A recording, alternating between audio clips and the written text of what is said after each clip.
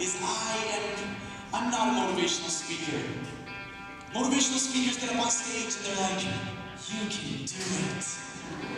Generation after generation after generation looks at the younger generation and says, oh, kids these days, they're so lazy. These young whippersnappers, they always backtalk, you know? It's not like that. So we can't say kids these days and compare them to your generation or my generation. They are looking at a whole different landscape. When I was in high school or, you know, even moving into college, the way that people spoke to me was like, kind of, not intentionally condescending, but it kind of was. Like, it was kind of like, I don't know if it's patronizing or condescending, but it just never was authentic, right? And I think that high school kids have like the most incredible meter for who's being authentic and who's not. And I talk to them the exact same way that I want someone to talk to me. Not in a group of 5,000, but one-on-one. Guys are scientifically only capable of two things. We think and we do. 3% thinking, 97% doing.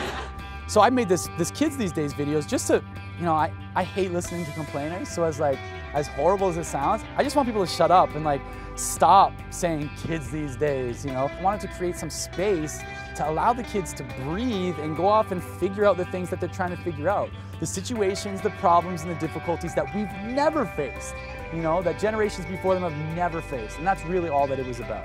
You'll see these kids sit down at the computer and read poems or watch music videos, or they're not being lazy, it's because they're finding something that they're connected to, and that's where they're pouring their energy. So I think if we shifted the energy from being, you know, these kids are lazy or these kids don't have grit, to let's figure out how we can connect these kids to something that they want to be doing, and then if they're connected with that, they'll do the crappy stuff to get to it.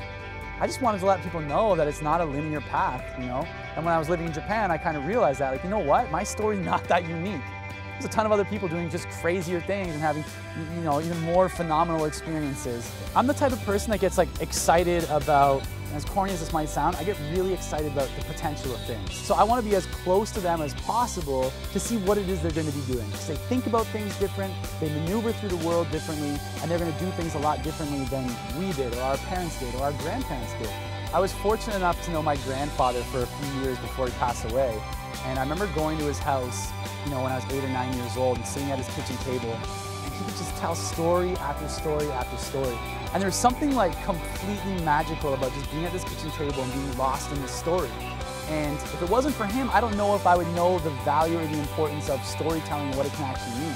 It's the way that I learn, it's the way that I've always been able to learn, it's the way that I remember things, and it's the way that I think a lot of other people learn. And I think that there is kind of a superpower hidden in there.